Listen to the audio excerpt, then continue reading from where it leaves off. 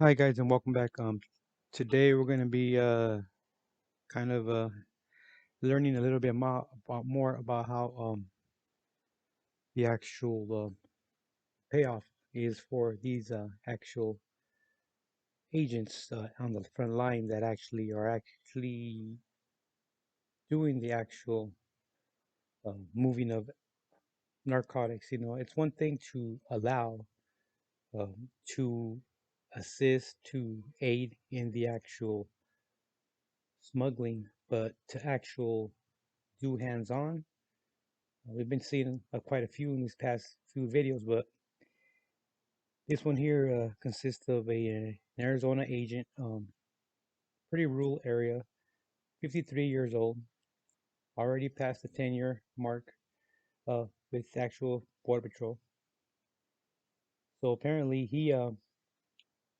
in August, he left his home around 3:15 in the morning, and he proceeded to go to a rural area south by the border. It was kind of west of a port out there, and after he was done with whatever business he had at that area, of that remote area, he proceeded to drive to an actual airport, international airport nearby. And at that time, he actually unloaded a couple of duffel bags, pretty big bags, into a different vehicle. And as law enforcement actually they actually caught on pretty quick from the actual driving to the actual border, to actual, there is technology out there that can actually detect your presence down there. I don't know what what one can only think what actually was going through his mind. So they allowed him to place two duffel bags in a different vehicle. The vehicle actually takes off from the actual airport area where law enforcement actually lights him up. They pull him over. Um, Somehow they gain permission to actually search these bags, these duffel bags, and apparently there was 21 kilos of cocaine, 1 kilo of heroin, 1 kilo of fentanyl, 350,000 pills of fentanyl, 350,000 fentanyl pills. As they proceeded to actually arrest this actual agent, that day later on, they executed a search warrant at his residence, and at that time, agents found over $300,000 in cash.